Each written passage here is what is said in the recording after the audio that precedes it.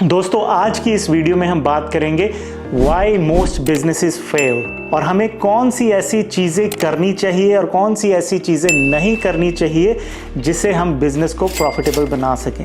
और अगर आज का ये वीडियो आपने पूरा देखा तो हम सारी गलतियों के बारे में बात करेंगे जो 90% ऑफ बिजनेसेस करते हैं और जिनको अवॉइड करना चाहिए, because experience matters the most. मेरे 15 साल के सफ़र में मैंने सक्सेस भी देखा, डाउनफॉल भी देखा, बड़ी टीम्स भी हैंडल की और बिजनेसेस को कोलैप्स होते हुए भी देखा है। मेरी समझ में एक ही चीज़ आई, बिजनेस नहीं फेल होता, बिजनेस ओनर फेल होता है। और आज मैं आपको रियल रीजंस बताऊंगा व्हाई मोस्ट बिजनेसेस फेल और ऐसी कौन सी चीज़ें हैं जो हमें बिल्कुल नहीं करनी चाहिए, जिसमें से सबसे पहला पॉइंट है नो क्लियर डायरेक्शन। हम बिजनेस तो शुरू कर देते हैं लेकिन हमें पता ही नहीं हम किस डायरेक्शन में जा रहे हैं। हमें प्रोडक्ट का तो आइडिया होता है बट कोई विजन नहीं, सर्विस का पैशन होता है but there is no clarity. दोस्तों बिजनेस बिना डायरेक्शन का मतलब है कि गाड़ी का बिना स्टीयरिंग व्हील की तरह होना। दोस्तों कुछ चीजें आपकी बिल्कुल क्लियर होनी चाहिए, जो कि है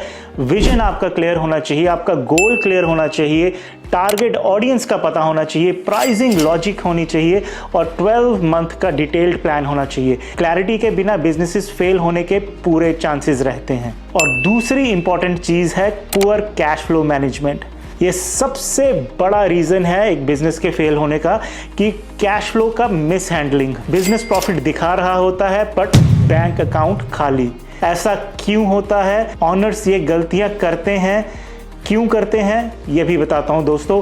पर्सनल और बिजनेस पैसे को मिक्स कर देना, हर इनकम को प्रॉफिट समझ लेना, इमरजेंसी फंड ना बनाना और हाई एक्सपेंसेस रखना day by day. There is most of the time no financial planning. ये याद रखो, cash flow is the oxygen of business.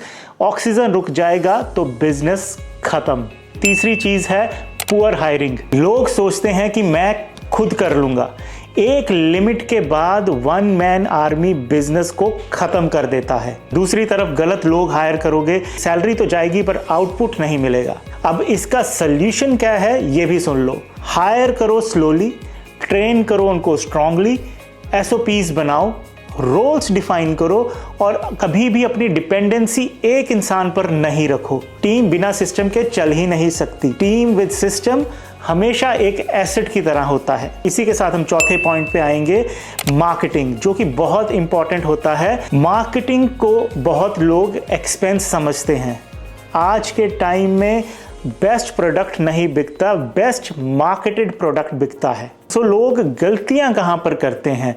लोग सोचते हैं कि मैंने लोगो बना लिया एंड दैट्स इट, अब मुझे कुछ करने की ज़रूरत ही नहीं है। सोशल मीडिया पे कंसिस्टेंसी बहुत रखनी पड़ती है। अगर नहीं रखोगे that means no outreach, no value, no content, that means no presence. आपके बिजनेस का फेल होना तय है, क्योंकि लोगों को पता ही नहीं होता कि आप एग्जिस्ट भी करते हो अगर आप मार्केटिंग में पीछे हो तो। मार्केटिंग को कभी भी कॉस्ट नहीं, हमेशा इन्वेस्टमेंट समझो। उसके बाद 5वां पॉइंट है अपने कंपटीशन को पहचानो। कंपटीशन को कभी भी इग्नोर मत करो। अब लोगों का माइंडसेट क्या होता है कि भाई हम तो यूनिक हैं, हमें कोई compete कर ही नहीं सकता। बट रियलिटी ये है कि मार्केट में कोई बंदा आपसे सस्ता या फास्ट आ गया, वहीं पे आपकी गेम खत्म। सो कंपटीशन से कभी भी डरो मत, हमेशा उससे सीखो। आप हमेशा उनके ऑफर को, प्राइसिंग को, पैकेजेस को और अपने मार्केटिंग आइडियाज को सब स्टडी करो। बिजनेस तभी चलता है जब आप स्मार्टली मूव करते हो। 6th रीजन मैं कहूंगा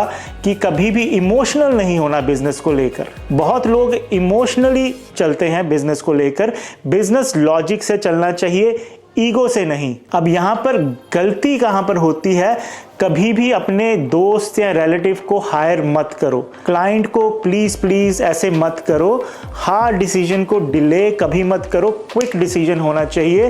डाटा को कभी इग्नोर मत करो। बिजनेस हमेशा लॉजिक, डाटा एंड रियलिटी पे चलता है। इसी के साथ हम 7वें पॉइंट पर आएंगे, कंसिस्टेंसी। कंसिस्टेंसी का होना इज वेरी वेरी इंपॉर्टेंट। कुछ भी पकड़ लो, आज पोस्ट किया आपने, कल मूड नहीं किया, परसों बिजी है। क्लाइंट को फॉलोअप करना था, आज किया, अगला फॉलोअप आपने 15 दिन के बाद किया। सो कंसिस्टेंसी रहना बिजनेस में बहुत ज़्यादा इंपॉर्टेंट है। बिजनेस एक गेम है, कंसिस्टेंसी एंड डिसिप्लिन की गेम। जो तो कंसिस्टेंट होता है वो एवरेज प्रोडक्ट को भी बेच लेता है, और जो इनकंसिस्टेंट होता है वो बेस्ट प्रोडक्ट के साथ भी फेल हो जाता है। इसी के साथ हम 8वें पॉइंट पर आएंगे, अडेप्टेबिलिटी। बहुत लोग विद टाइम टेक्नोलॉजी को अडेप्ट ही नहीं कर पाते। मार्केट विद टाइम बदलता रहता है, कस्टमर बिहेवियर भी बदलता रहता है, लेकिन बहुत बार जो बिजनेस ओनर है वो पुरानी स्ट्रैटेजीज पे अटका रहता है।